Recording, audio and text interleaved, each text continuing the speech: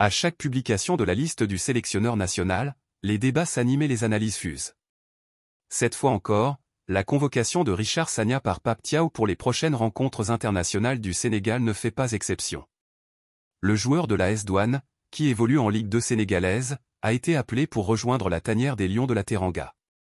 Un choix surprenant qui a immédiatement provoqué de nombreuses réactions au sein de la presse et des supporters.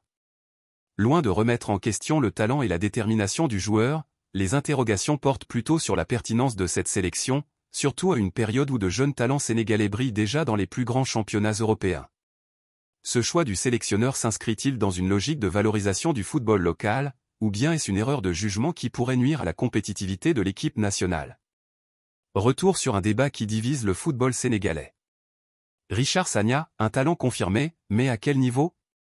L'attaquant de 27 ans, auteur d'une saison honorable avec l'AS Douanes, n'est pas un inconnu dans le paysage du football sénégalais. Il s'est illustré à plusieurs reprises dans le championnat local, se forgeant une réputation de joueur combatif et efficace. Néanmoins, son expérience internationale reste limitée, et son niveau de jeu interroge lorsqu'il est comparé à celui des autres Lions de la Teranga. Dans un football mondial de plus en plus compétitif, où les sélections africaines regorgent de talents évoluant en Europe, peut-on vraiment se permettre d'intégrer un joueur issu d'un championnat de second plan? L'équipe nationale du Sénégal n'est plus un laboratoire d'essais, mais bien une formation qui vise les sommets du football africain et mondial. Dans ces conditions, Richard Sagna a-t-il réellement le niveau pour prétendre à une place en sélection? Une décision de Pape Thiaw sous le feu des critiques. Un choix difficile à justifier sur le plan sportif. Si l'on se fie aux critères habituels de sélection, les joueurs appelés en équipe nationale doivent être en forme, performants et capables de rivaliser avec les meilleurs adversaires du continent. En convoquant un attaquant évoluant en Ligue 2 sénégalaise, Pape Thiaw s'éloigne de cette logique et ouvre la porte à un débat plus large. La sélection sénégalaise doit-elle donner la priorité aux meilleurs talents disponibles, peu importe leur provenance? Ou bien doit-elle intégrer, coûte que coûte, des joueurs issus du championnat local pour encourager leur progression?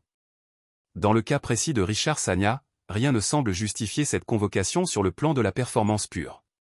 Si le but est de préparer la relève, pourquoi ne pas avoir choisi un joueur plus jeune, qui représente réellement l'avenir du football sénégalais? Quelles alternatives auraient été plus cohérentes?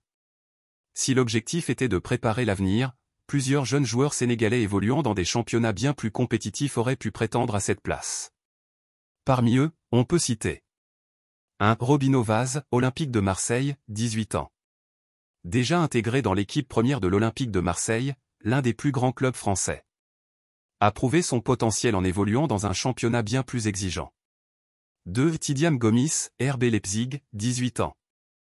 Un attaquant explosif, qui a déjà convaincu le staff du RB Leipzig, l'un des clubs les plus performants d'Allemagne. Formé à l'européenne, il représente une option plus moderne et compétitive pour l'équipe nationale.